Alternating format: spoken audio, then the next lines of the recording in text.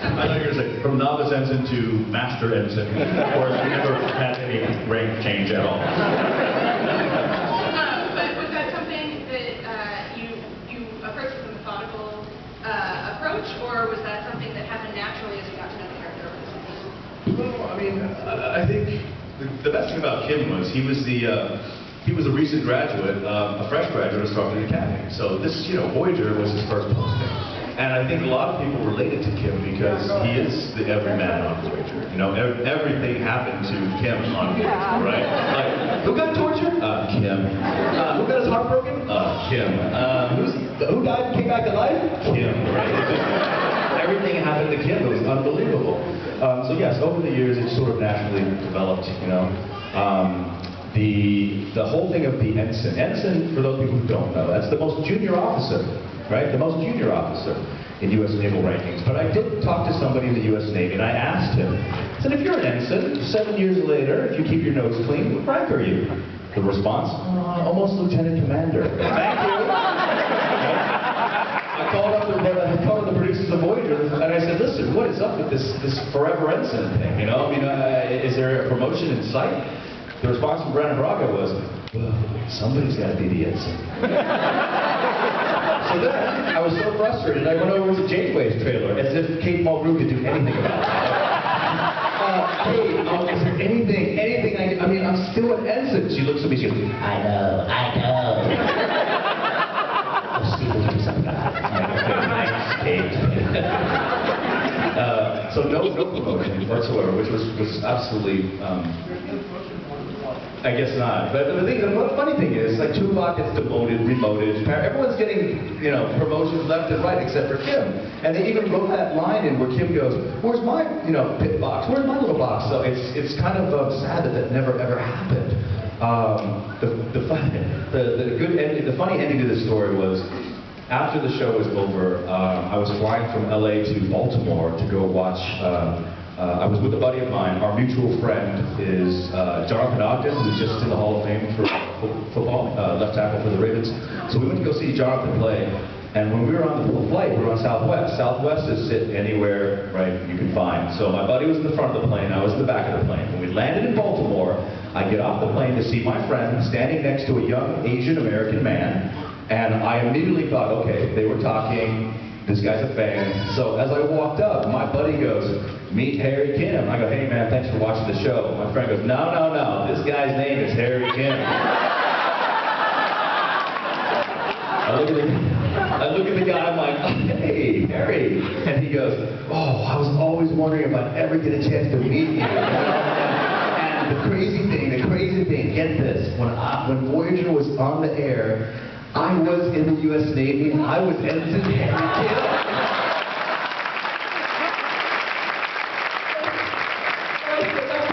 That's amazing. You were Ensign Harry Kim. I mean, we're the same. He goes, "No, I got promoted." So even in real life, the real Harry Kim gets a promotion, right? It's like, there's no justice in this world. I feel like Rodney Dangerfield. Okay, go ahead. Okay, so those of you who have questions, come up and line up right here. And while you guys are doing that, those of you in the back, if you can get a seat, that would be awesome. And if you could answer another question for me. Yes. I have heard you say that you loved the J.J. Abrams reboot, but then saw that you deleted a Twitter post about the second movie. So could you expound? Yes. When I saw Star Trek Into Darkness, I took a picture of myself in the theater going like this. After it was over, I deleted the tweet. Bottom line is, for me, Voyager, I always felt to make Voyager better than it already is. It's a great show. I wanted to quicken the pacing and have more funny. Okay, I wanted more comedy and a little bit faster pacing. And that's kind of what the 2009 J.J. Abrams reboot was for me. It was a very well-paced film, and also there was a lot of funny there. Because in Voyager, it seemed like the only person they allowed to be funny was the Doctor, And all of a sudden, the Doctor becomes this breakout character because they allowed him to be funny. But in reality, every member of the Voyager cast is extremely funny in person. From Janeway to Neelix to B'Elanna, we all have amazing senses of humor that they did not take advantage of. And I think if you're a producer of a show, you should utilize the strengths of your cast. And I often felt that if someone was rolling, when they said cut after we were filming, and if someone turned on a video camera and filmed our interaction amongst the actors between takes, then that could have been the #1 sitcom in America, easily. I mean, there was some funny stuff. Like we did, I remember one day, in honor of Kate's Irish background, I said, Kate, Robert Beltran, Tom Paris, I said, Chakotay, Paris, and I would like to do river dance for you. So we started river dancing in front of her on the bridge, and that was a sight to see, wearing Star Wars uniforms and river dancing, right? The other thing that I started on the bridge, because the bridge, you have a lot of free time, because you have to hurry up and wait, hurry up and wait. Our comm badges, they look metallic, but they're not. They're like plastic, basically, painted with metallic paint, and attached to our suit by Velcro. One side has Velcro on the back of the comm badge, and there's a little Velcro patch, you know, on your sewed into your suit. So one day I'm standing next to Tom Paris, McNeil, and I rip his comm badge off, like, and I step back a step, and I throw it, and it lands back on its feet. I go, oh, this is the comm badge toss game. So I step back and I look at it like that. It lands. And so we were trying to see how far back we could get and still throw this thing and land on there.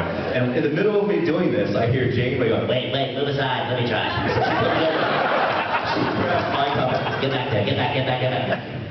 She gets on and said, Captain.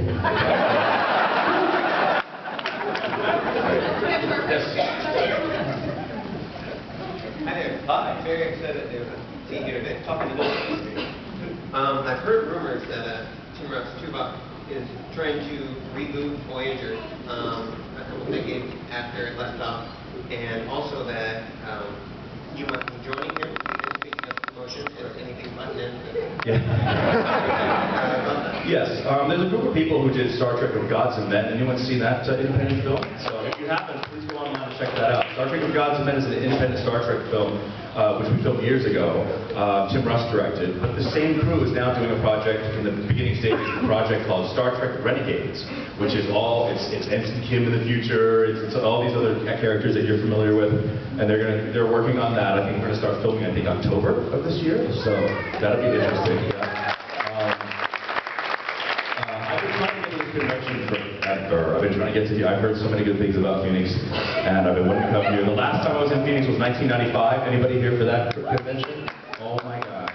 5 hours and 45 minutes of straight autograph signing.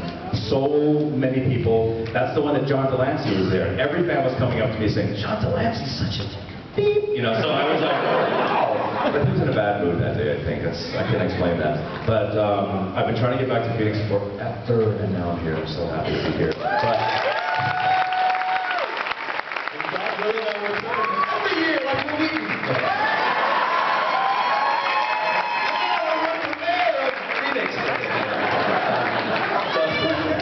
Sheriff, yes. Sheriff Kim.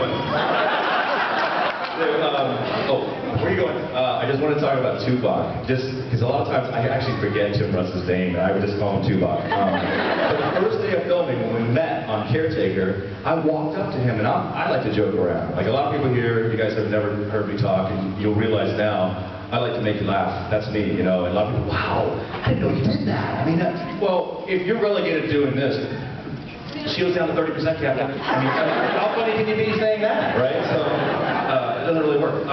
So, I walked up to Tim Russ the first day I met him, and I said, hey man, Garret, he's like, I just like to tell you that your character's name, Tuvok, you change one letter, it's Tupac.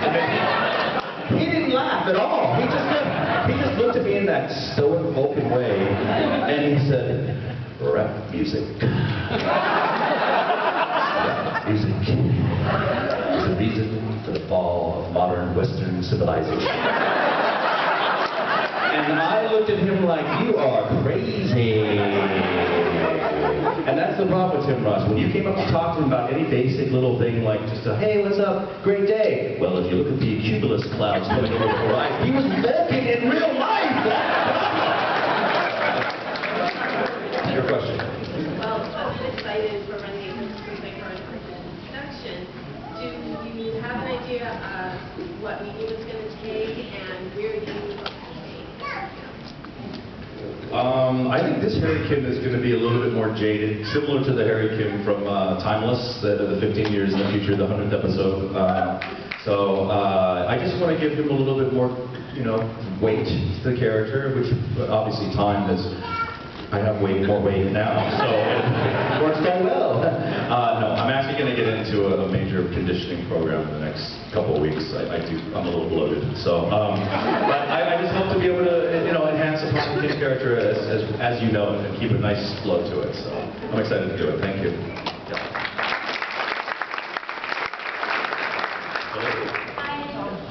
Hello. Nice to meet you. I'm geeking out.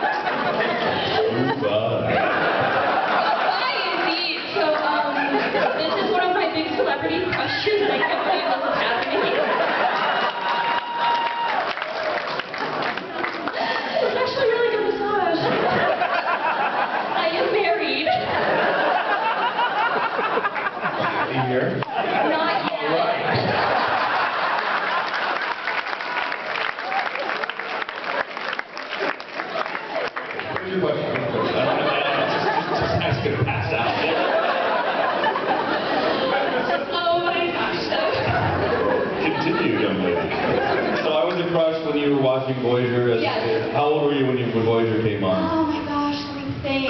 I love this question. It was around junior high? Yeah. So was that your junior high crush then? I have a lot of celebrity crushes. Oh, okay. I'm just one offended then. You're very special. Thank you. I'm glad I could be special. You're the only one who's given me a shoulder massage. Yes. So, your question, do you remember? My question is, I do remember. So, the last episode of Voyager, the last image we see is Earth on the view screen, but we never get to see what the characters do once they get home. So I was wondering, what are some of the first things Harry Kim would do once he got back to Earth? Yeah, Kim just went to In-N-Out Burger first thing. Animal style, thank you.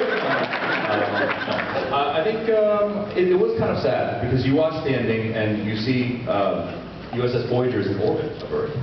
I at least expected there was going to be a parade, right? I mean, everybody likes a parade, and there was nothing. It was like, oh, you're welcome back, Captain Janeway, and she's like, it's good to be home. And that was the end of it, and it kind of bummed me out. But I think the first thing that would have happened is probably Kim would have found Libby, his girlfriend from way back when, but she's probably already married and whatever. But that would have been the first thing. Find the girlfriend, find the family, see the mom, see the dad, go back to see his old symphony mates, from the Starfleet Academy Youth Symphony that he was in.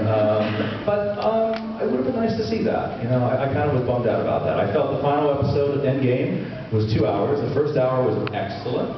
I thought the second hour tied everything up too quickly. I was like, let's just tie up every loose end real quick, right? I passed this message on to the producers, and they never listened to me. The only person they listened to was Bob Picardo, but that's because Bob Picardo would not take no for an answer. So Bob Picardo would call the producers here. Hello, Bob Picardo here. I'd like to request the doctor sings opera. And they're like, no, Bob. Tuesday. Hello, Bob again. Opera. No, Bob. Wednesday. This went on for 2 or 3 weeks till finally, fine. The doctor gets to sing opera. Don't call us again. Okay? I would ask for something, I'd request for something. They would never, I'd say, well, what if Kim did Krav Maga, the Israeli self-defense? No. So then I also said, why don't we have the final episode, the first hour, keep it the way it is, exactly in the script, but at the end, say, to be continued at a theater near you. 2-hour movie, which everyone would have went to see that 2-hour movie, and that would have given you enough time to adequately, cover all the bases properly, right? So that would have been good. So, yes.